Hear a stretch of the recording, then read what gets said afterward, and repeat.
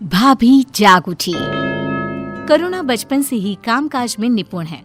वहीं अरुणा दिन भर बस अपने मेकअप में लगी रहती है। घर के कामकाज से उसका दूर दूर तक कोई नाता नहीं है।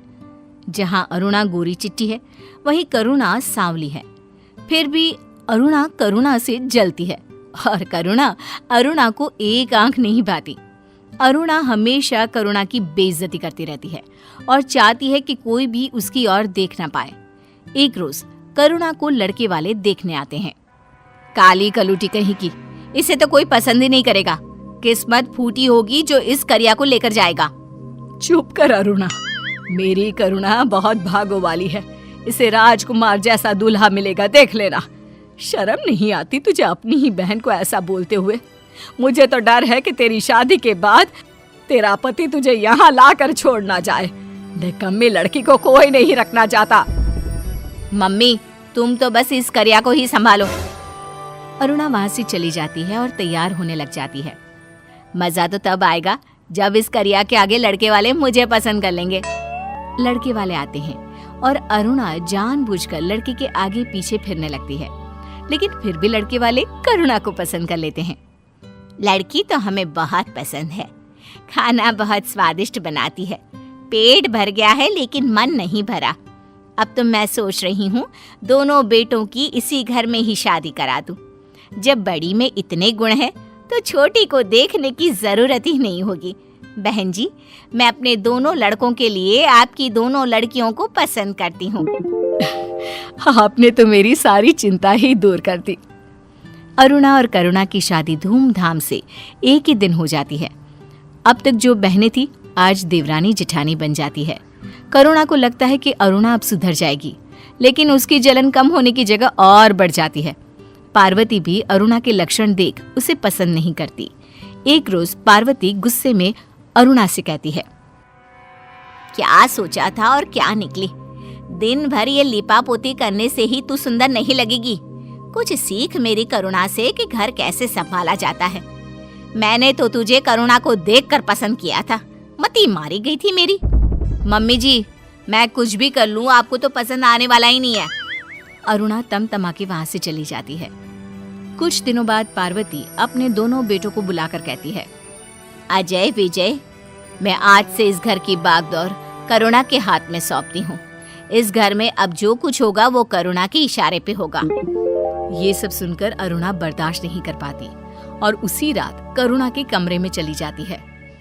तुम यहाँ इतनी रात को, कोई बात है क्या? तुम खुद को क्या समझती हो? पहले मेरी माँ फिर मेरी सास, सबको अपने बस में कर लिया है तुमने।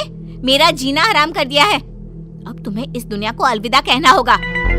अरुणा करुणा का गला दबा देती है और उसे अपने घर के पीछे वाले गार्डन में गाड़ देती है।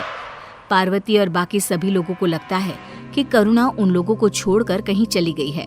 करुणा के जाने से पार्वती की हालत नाजुक हो जाती है और घर की बागडोर अरुणा के हाथ में आ जाती है।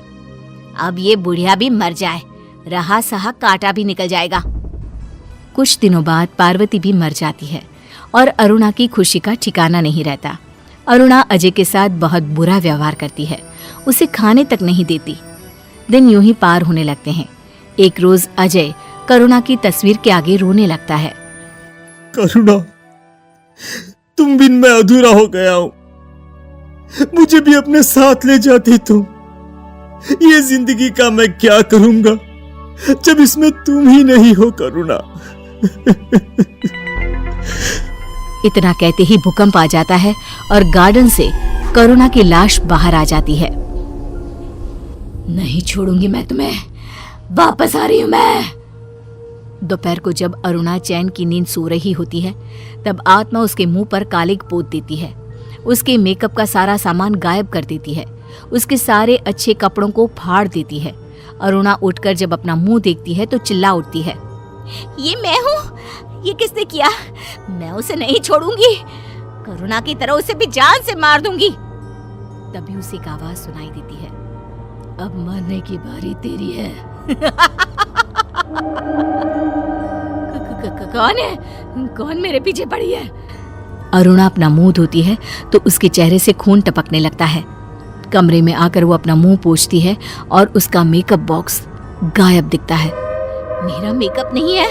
अब मैं विजय के सामने ऐसे जाऊंगी तो वो मुझे प्यार नहीं करेगा। सारे कपड़े भी फटे हैं।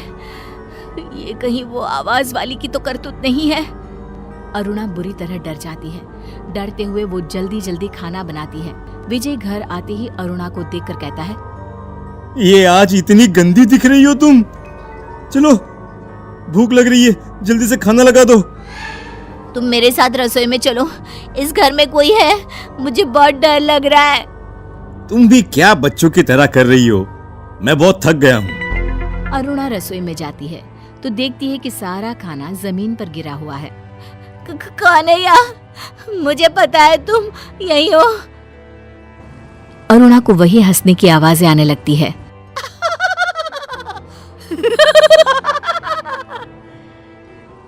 और अरुणा के गाल पर चटाचट थप्पड़ बरसने लगते हैं। मार खा खाकर अरुणा बेहोश हो जाती है। जब उसे होश आता है तो वो सारी बात विजय को बताती है। अरे, तुम्हारी शक्ल के साथ साथ तुम्हारी अकल भी घास चरने चली गई है। कुछ भी बोल रही हो, हैं? अगले दिन आत्मा अरुणा की तिजोरी से गहने, जेवर, पैसे सब गायब कर देती है और विजय अरुणा से कहता है, अरे अरुणा, दुकान के पैसे दो, नया माल मंगवाया है मैंने। अरुणा पैसे निकालने के लिए तिजोरी खोलती है तो हे भगवान, क्या करूं? तिजोरी तो खाली पड़ी है। अरे, तुमने सारे पैसे अपने सजने संवरने में ही बर्बाद कर दिए हैं और अभी ड्रामा कर रही हो। आत्मा अरुणा की नाक में दम कर देती है। उसकी जिंदगी में तबाही मचा देती है। एक रोज अरुणा छत से कपड़े उतारने जाती है और आत्मा उसे धक्का मार देती है। उसकी नाक टूट जाती है। दर्द से उसे नींद नहीं आती। तभी अंधेरे में उसे एक परछाई नजर आती है। कौन है? कौन है? मुझे पता है तुम वही हो जो इस घर में ये सब कर रही हो। परछाई गायब हो जाती है। अरुणा भागती हुई इधर उधर उसे देखने लगती है। आत्मा करुणा की तस्वीर के सामने जाकर खड़ी हो जाती है। विजय अरुणा को ढूंढने लगता है और विजय की आवाज सुन अजय भी वहां आ जाता है। तुम करिया, मरने के बाद भी तुम्हें शांति नहीं मिली क्या? इस बार तो मैं ऐसी जगह भेज दूंगी कि तू दोबारा आ ही ना पाए। आत्मा अरुणा को मार मार कर अधमरा कर देती है। तुमने मेरी अच्छाई का गलत फायदा उठाया। बहन के नाते मैंने सब कुछ किया, लेकिन तुमने मेरे साथ क्या किया? आत्मा अरुणा का गला दबाने लगती है, लेकिन विजय उसे रोक लेता है। भाभी, भाभी मुझे माफ कर दो, मैं तुम्हें बचा नहीं पाया। अरे, तुम इस गिरी हुई लड़की को मार दोगी तो इसे तो आराम से मुक्ति मिल जाएगी। इसे जिंदा छोड़ दो। और सुनो, मैं तुमसे सारे रिश्ते खत्म करता हूं अरुणा। निकलो, निकलो मेरे घर से। दर दर जब तुम भटकती रहोगी तब तुम्हें जाकर अपनी इस गलती का एहसास होगा। निकलो यहां से। विजय एक बेटे की तरह करुणा की लाश को दाह संस्कार कर देता है। करुणा की आत्मा को शांति मिल जाती है। विजय दूसरी शादी कर अपना घर बसा लेता है और सबसे जलने वाली अरुणा इसी तरह मारी मारी फिरती रहती है।